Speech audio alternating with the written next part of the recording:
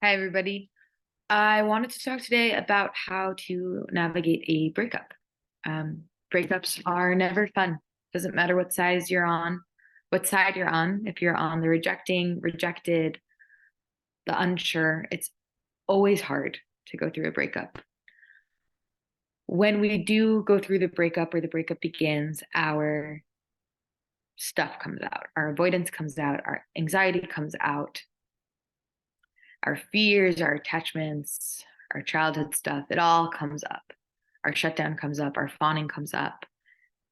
The parts of ourselves that we hope most of the world won't know about us comes up. And that's normal. It's our intimacy wounds. We have a lot of intimacy blessings, beautiful parts of us that come up in intimacy. But during breakups, usually our intimacy wonkiness can come through.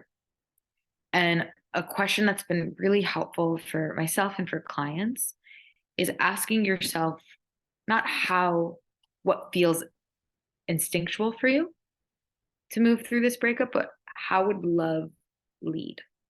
So I am not talking about any situations that are abusive or dangerous. Obviously, if that's the case, get yourself out. Don't worry about doing things sideways. Just get yourself out of the situation. If you have to block them, send a message, all good. I support you. Keep yourself safe. Now I'm talking about in the range of normal human to human interaction in which our shit comes out. I personally have a tendency when breaking up with somebody to want to do it as shut down, ignore, sideways. Maybe if I just stop talking to them, they'll notice that we're not in a relationship anymore. That is if I followed my instinct, that's what would happen. I would avoid them until hopefully they noticed or got the message, or I would minimize the situation and send a text message, like a quick text message about it of like, hey, I'm really busy. Sorry, not the right time, not the best time. Or I would project it onto another reason. It wouldn't be, hey, my heart's not in this. It would be something like a bigger situation's going on. My roommate's going through a hard time. I can't be in a relationship. I'm sorry. Yeah, the mail hasn't come and I'm just so stressed. I can't be in a relationship right now. Yeah, I'm so sorry. Like the Red Sox, it's a bad season. Can't do it. I would just try to create different situations in which I could project the reason why I can't.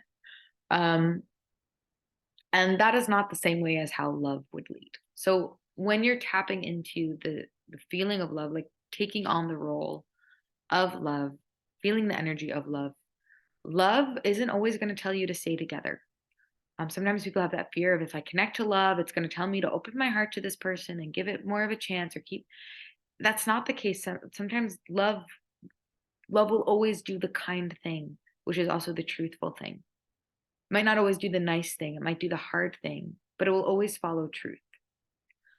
And when you connect to love, it will tell you how to move through the truth in a kinder way, in a softer way, in a less painful way for both parties. Because again, maybe the truth is that this relationship doesn't have a future, but doing the one text message and run, that's not the way that love would lead.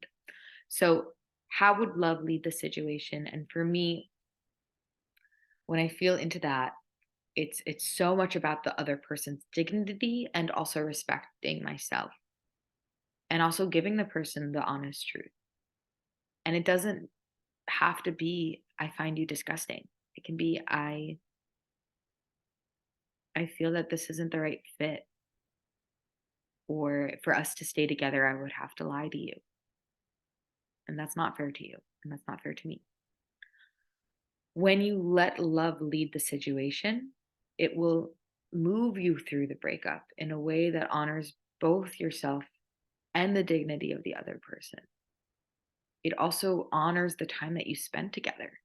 It honors the time that that other person has put effort into the relationship. It honors the time that you opened your heart to the relationship. Because what we want to do is we want to get to the other side of breakups no longer closed to love.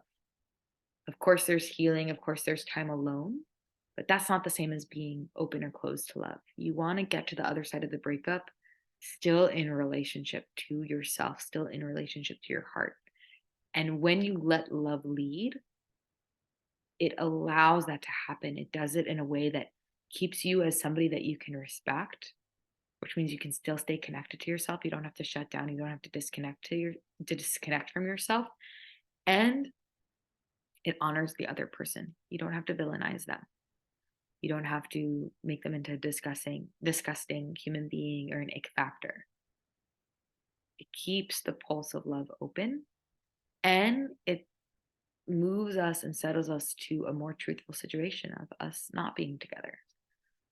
And that's been really helpful, that question of how would love lead? How would love lead through me? And I hope that was helpful. The course of Trusting Love is coming out. I'm really excited. We're getting the dates and everything. The dates might already be here.